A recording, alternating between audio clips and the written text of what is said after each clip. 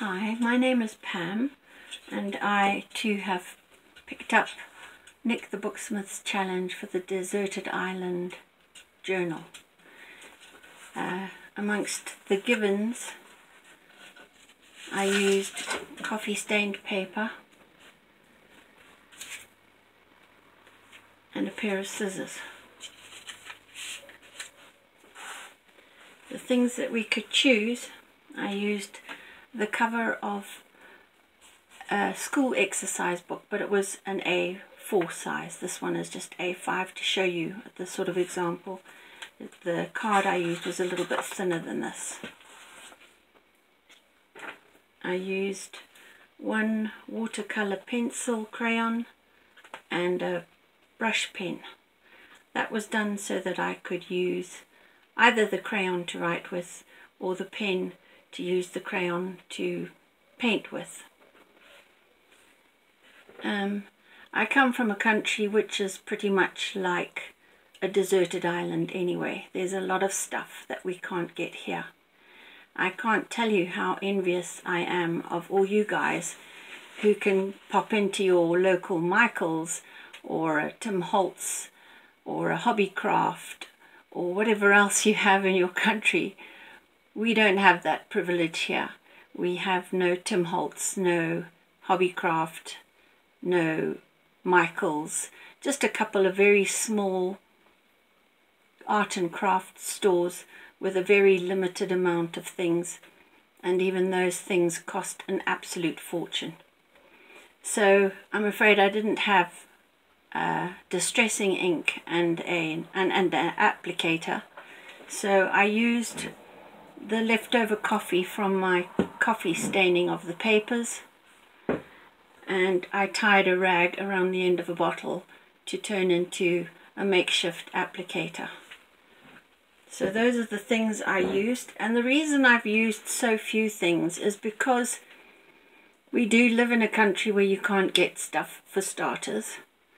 And I got to thinking, if I really was stranded on a deserted island, I would probably have to be very frugal with whatever I had and save some of the more important things like needle and thread and glue for something more towards helping me live on the island.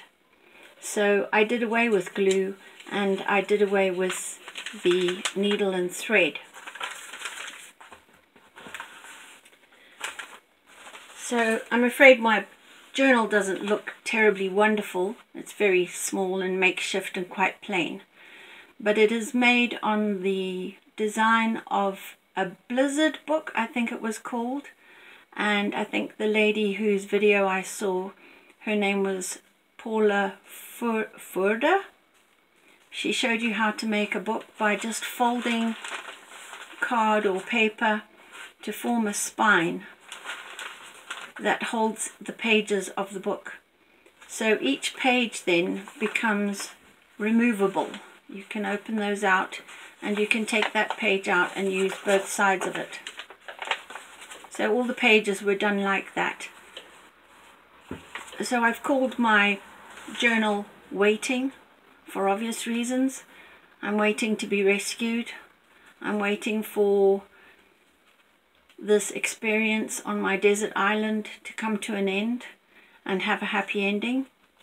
So I cut out a stencil from leftover paper of a little shell design and stamped it with my coffee stain on the sides of the book, on the edge there, and I wrote with the pen brush. I've decorated pages with hand-drawn little pictures of things I found on the island. Whilst I was thinking of this project, I became very interested in finding ways to make pockets and envelopes in ways that didn't require glue, and little tags and things like that that didn't require glue. So I used a couple of the shells that I had made to make a little, kind of like a paper clip, but really a paper clip that sits on the edge of the page like that. The insides of the books provide nice little tuck spots. I have a tag here made from pieces of the paper, and I found a way of securing the papers without using glue or staple. It's just a little arrow-shaped piece cut and pushed through a slit, and there it stays together and it's not going to come apart at all. So all hand-drawn things. There are little tuck spots. Here I haven't put things in all the tuck spots, but I've put them in most. This is just a piece of paper. I put the odd saying, don't underestimate what God is doing in your season of waiting. Little footprints, more tuck spots. Sorry about the dark splodges on here. My baking pan that I use to do the coffee staining is kind of rusty, and it's left some pretty dark marks behind. This is just a small paper for journaling on, and it tucks into the bottom part there. This was my first attempt at an envelope that didn't require glue. So it's also just contains a small piece of paper for journaling on. And it tucks inside there. Pictures of the island with the palm tree. This was my stencil that I cut. Unfortunately, I lost the other little paper clip thing that I made.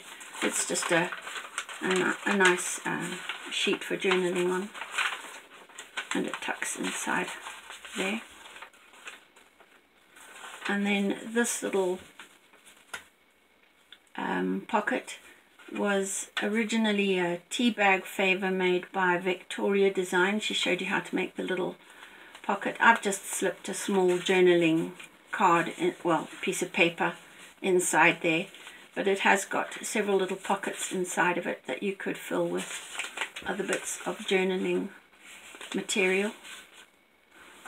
And there it ends. I will put my trust in him, because he's the only one who can rescue me from this desert island experience.